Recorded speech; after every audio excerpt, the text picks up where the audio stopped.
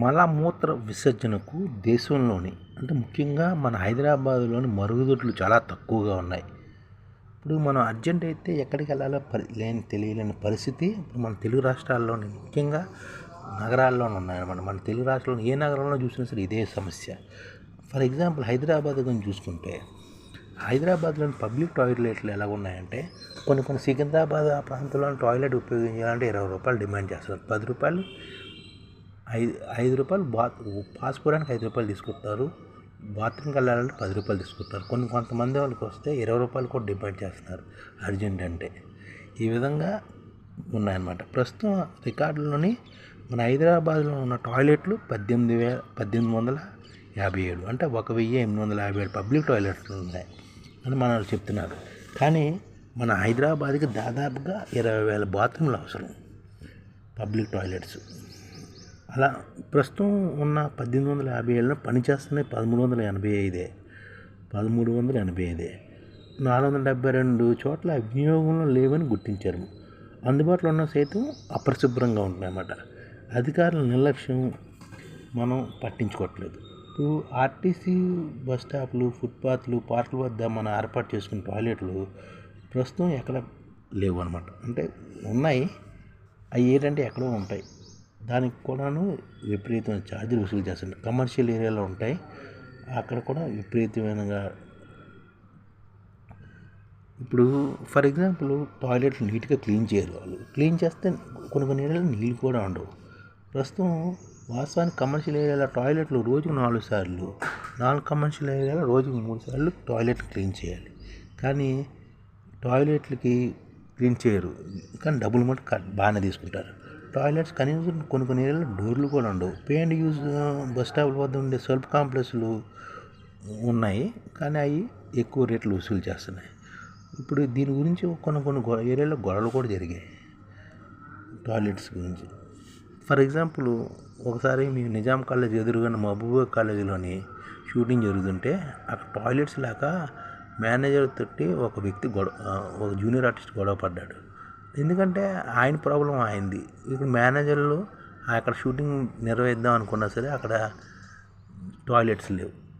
కాలేజీలోనే టాయిలెట్స్ లేవు. ఉన్నది ఒకటే టాయిలెట్, అది కొంతమంది అఫీషియల్స్ వాడుతున్నారు. మిగతాది పబ్లిక్ టాయిలెట్సే లేవు. ఇంత పెద్ద 180 సంవత్సరాల చరిత్ర గల మహబూబా స్కూల్లోనే టాయిలెట్స్ నిజాం కాలేజీకి ఎదుర్కొన్నది. ఇది పరిస్థితి.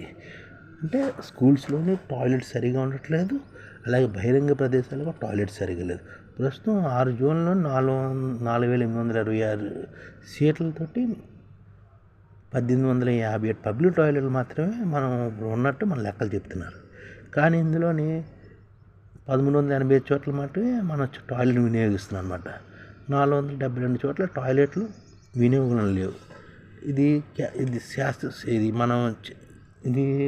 ప్రజల యొక్క ఇబ్బంది. ఇది ప్రజలకి. ఇప్పుడు వాస్తవం స్వచ్ఛ మిషన్ అన్నది మనం అనుకుంటున్నారు.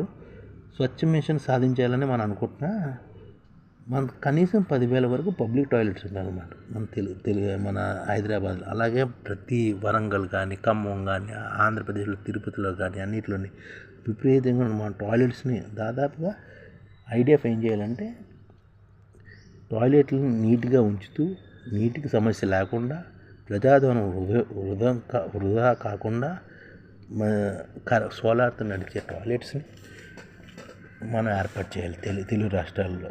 ఈ విధంగా చేయడం ద్వారా స్వచ్ఛ ఆంధ్రప్రదేశ్, స్వచ్ఛ తెలుగు రాష్ట్రాలని, స్వచ్ఛ ఇండియాని మనం తయారు చేయొచ్చు. ప్రస్తుతం పేరుకే పబ్లిక్ టాయిలెట్, కానీ అక్కడ ఎక్కువ డబ్బులు వసూలు చేస్తున్నారు. టాయిలెట్ వెళ్ళడం చాలా ఇబ్బందిగా ఉంది. జెంట్స్కి అయితే ఎక్కడ వెళ్తారు, కానీ ఈ లేడీస్కి చాలా ఇబ్బందిగా ఉంది. అందుకని ఇది గుర్తించి ఐడిఎఫ్ ఏం చేస్తుందంటే మూత్రానికి విసర్జించడానికి గ్రేటర్లోని 10,000 టాయిలెట్లతోటి మన తెలుగు రాష్ట్రాల్లోని 1,00,000 టాయిలెట్లని కొత్తగా ఏర్పాటు చేస్తుంది ఉన్న వాటికి. అది ఐడిఎఫ్ చేస్తుంది అన్నమాట.